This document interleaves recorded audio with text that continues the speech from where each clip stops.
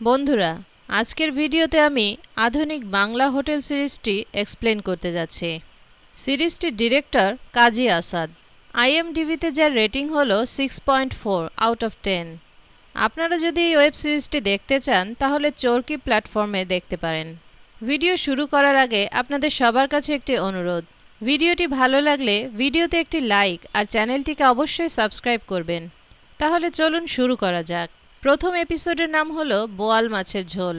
এপিসোডের শুরুতেই আমরা একজন প্রফেসরকে দেখতে পাই, যিনি বাসে বসে নিজের স্টুডেন্টের গ্রামে যাচ্ছিলেন। বাসে বসেই প্রফেসর একটি কবিতা লিখছিলেন।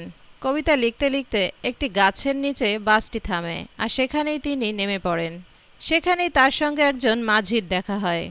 মাঝিটি তাকে তার নৌকায় করে কাছেরই গ্রামে ছেড়ে দেওয়ার কথা বলে। প্রফেসর মাঝিটিকে বলে তিনি বোয়ালিয়া গ্রামে যাবেন। এরপর নৌকায় ওঠার পর দুইজন মিলে গল্প করতে থাকে।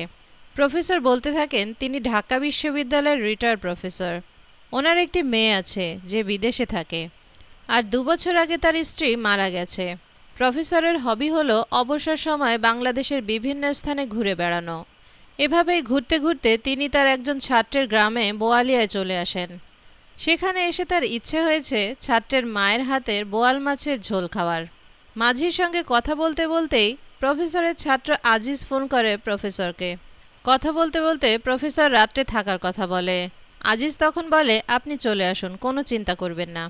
প্রফেসরের আজিজ যখন ফোনে কথা বলতে থাকে, মাঝি তখন কিছু একটা বলার চেষ্টা করতে থাকে প্রফেসরকে, কিন্তু আমতা আমতা করতে থাকে, বলবে কিনা সেটাই ভাবতে থাকে। মাঝি বলতে চাইছিল বোয়ালিয়া গ্রাম থেকে তার একা একা আসতে খুব ভয় লাগে। সেখানে সুপার ন্যাচারাল কিছু বিষয় আছে, কিন্তু প্রফেসর শহরে থাকা লোক, সে হয়তো মাঝির কথা বিশ্বাস করবে না।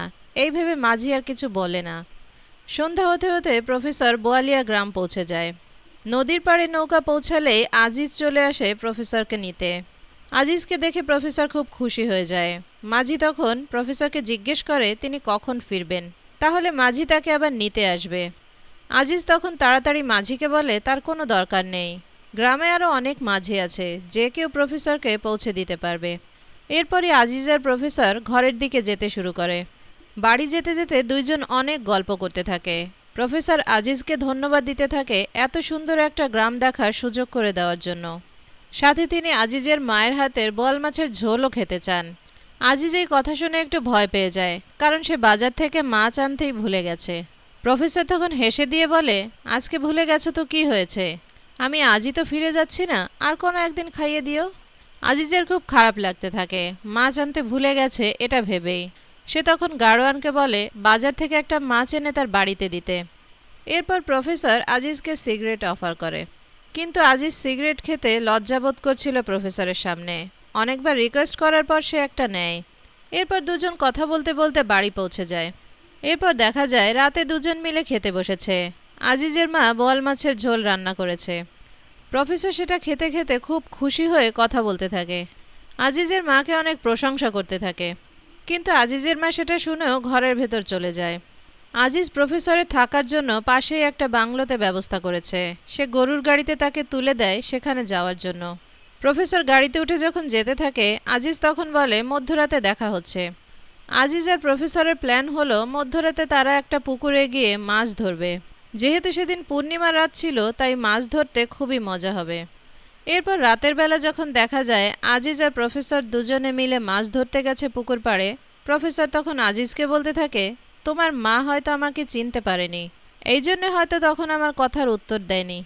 আজিজ তখন প্রফেসরকে বলে 3 মাস আগে তার মায়ের হার্ট অ্যাটাক হয়েছিল, তারপর থেকেই সে এরকম ব্যবহার করে, এই জন্যই তার মানসিক অবস্থা খুব একটা ভালো নয়। এরপর আজিজ গল্প করতে শুরু করে। প্রফেসরও মন দিয়ে আজিজের কাহিনী শুনতে থাকে। আজিজ বলে তার ঘরের পাশে আকলিমা নামের একটি মেয়ে থাকতো, যাকে আজিজ পড়াতে যেত। একদিন আকলিমার বাবা মা তার বিয়ে ঠিক করে, কিন্তু আকলিমা অন্য কাউকে পছন্দ করত। আকলিমার বাবা মা যখন আকলিমার পছন্দের ছেলের সঙ্গে তাকে বিয়ে দিতে চায় না, আকলিমা তখন আত্মহত্যা করে। আকলিমার মৃত্যুর পরে আজিজও আকলিমার জানাজায় গিয়েছিল, কিন্তু 3 দিন পর গ্রামের লোক দেখতে পায় আকলিমা একটি সাদা শাড়ি পরে গাছের ডালের ওপর বসে আছে। প্রফেসর তখন বলে ওঠে হ্যাঁ, এরপর তো তুমি বলবে আকলিমার আত্মা এখানে আটকে গেছে, তাই কোনো মানুষ এখন ওই গাছের নিচের থেকে যায় না। এটা তো সব ঘটনার মধ্যেই থাকে, এর মধ্যে নতুনত্বের কি আছে? আজিজ তখন হেসে দিয়ে বলে, এমন ঘটনা নয় স্যার, আপনি আগের ঘটনাটা শুনুন। আমার কাহিনীটা আলাদা। আকলিমাকে গাছে বসা দেখে একজন মৌলভী সাহেবও তাকে দেখতে আসে। মৌলভী সাহেব অনেক রকম দোয়া দুরুদ পড়ে তার দিকে ফু দিতে থাকে। মৌলভী সাহেব ভাবতে থাকে ওটা হয়তো কোনো আত্মা অথবা জিন, কিন্তু জিন ভূত তাড়ানোর প্রক্রিয়া তার উপর কোনোই কাজ করছিল না। আকলিমা গাছের ডালে বসেই ছিল, আর কিছুক্ষণ পর খাওয়ার জন্য মিষ্টি চাইতে থাকে সবার কাছে। আপনারা তো সবাই জানেন জিনদের মিষ্টি খুব পছন্দ, তাই গ্রামের সবাই ভাবতে থাকে মিষ্টি খাওয়ালেই হয়তো আকলিমা ওখান থেকে চলে যাবে, কিন্তু এরকমটি হয়নি। এরপর আকলিমা গাছ থেকে নেমে আসে আর নিজের বাড়ির বারান্দায় গিয়ে শুয়ে পড়ে। এরপর যখন সে ঘুম থেকে ওঠে তখন সে একেবারেই নর্মাল ব্যবহার করতে থাকে, তবে সে কারোর সঙ্গে কথা বলে না। আজিজের কাছে এইসব ঘটনা শুনে প্রফেসর বলতে থাকে, এরকমটা তো হতে পারে না, মরা মানুষ কখনো ফেরত আসতে পারে না, তাই আমি এই ঘটনাটা বিশ্বাস করতে পারছি না। আজিজ তখন হাসতে হাসতে বলতে থাকে, এটা একেবারেই সত্যি ঘটনা। গত 6 মাসে 13 জন মৃত ব্যক্তি কবর থেকে উঠে এসেছে, আর আজ যে গরুর গাড়িতে করে আমরা এসেছি সেই গরুর গাড়ির ড্রাইভার রসুলও একজন মৃত ব্যক্তি। তার প্রমাণ হিসেবে আজিজ বলতে থাকে, পুরো রাস্তায় রসুল কিন্তু কখনো কথা বলেনি। প্রফেসর তখন অবাক হয়ে আজিজকে বলতে থাকে, এইসব ঘটনা তুমি সাংবাদিকদের কেন বলনি?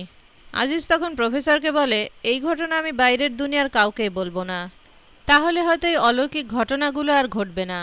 এটা তো অনেক ভালো কথা যে মৃত ব্যক্তিরা গ্রামে আবার ফিরে আসছে, তাই কেউ মরে গেলে গ্রামের মানুষ আর কষ্ট পাচ্ছে না। প্রফেসর তখন আজিজকে বলে, গ্রামে একটা রিসার্চ করানো দরকার, তুমি যদি কাউকে না ডাকো তাহলে আমি ইউনিভার্সিটির লোকজনকে ডেকে এখানে রিসার্চ করাবো। প্রফেসর যেই এই কথা বলে আজিজ তখন প্রফেসরকে বলে, আমি এসব আপনাকে করতে দেব না, আমি এই গ্রামের ছেলে, এই গ্রামের সব কিছু ঠিক রাখার দায়িত্ব আমার। প্রফেসরের তখন মনে পড়ে প্রথম থেকেই আজিজের কথাবার্তা অনেকটাই রহস্যজনক। সে মাঝিকে বলেছিল প্রফেসরের এই গ্রাম থেকে যাওয়ার প্রয়োজনই পড়বে না, আবার আজ রাতের বেলায় সে বোয়াল মাছের ঝোলও খাইয়ে দিয়েছে প্রফেসরকে, যেন প্রফেসরের শেষ ইচ্ছা অপূর্ণ না থাকে। প্রফেসর এসব ভাবতে ভাবতে বেশ ঘাবড়ে যায় আর আজিজের হাত থেকে পালানোর চেষ্টা করতে থাকে। প্রফেসর যেই ওখান থেকে দৌড়ে পালানোর চেষ্টা করে তখনই আজিজ তার মাছ ধরা বড়শিটা দিয়ে প্রফেসরের গলায় আটকে দেয়। বড়শি আটকে গেলে প্রফেসর নিজের গলাটা দুহাত দিয়ে চেপে ধরে দাঁড়িয়ে থাকে। আজিজ তখন হাসতে হাসতে বলে, প্রফেসরকে দাওয়াত খাওয়ানোর জন্য সে এখানে ডাকেনি, প্রফেসরই আজকে তাদের সবার শিকার। এরপরই একে একে সব মৃত লোক সামনে এসে দাঁড়াতে থাকে। এরপর আজিজ বলতে থাকে, প্রত্যেক পূর্ণিমার রাতে মৃত লোকদের একটা খাবার দরকার হয়, তাই আজ পূর্ণিমার রাতে প্রফেসর তাদের খাবার। ওই সব মৃত লোকের মধ্যে আজিজের মাও ছিল। আজিজ হাসতে হাসতে প্রফেসরকে বলতে থাকে, তার মা হার্ট অ্যাটাক থেকে সেদিন বাঁচতে পারেনি, 3 মাস আগেই সে মরে গেছে, তবুও সে নর্মাল মানুষের মতোই চলাফেরা করছে। আজিজ যখন এসব কথা বলতে থাকে প্রফেসর ভীষণ ঘাবড়ে যায় আর ভয় পেয়ে বড়শি লাগানো অবস্থায় গলায় হাত দিয়ে চেপে ধরে পুকুরের দিকে ছুটতে থাকে। সমস্ত মৃত ব্যক্তিরা প্রফেসরকে ধরার জন্য তার পেছন পেছন যায়। আজিজ দাঁড়িয়ে এসব দেখতে থাকে আর হাসতে হাসতে কাঁদতে থাকে। কাজটা করে আজিজ খুশি হতে না পারলেও গ্রামের এই রহস্যটাকে সে কোনোভাবে গ্রামের বাইরে যেতে দেবে না।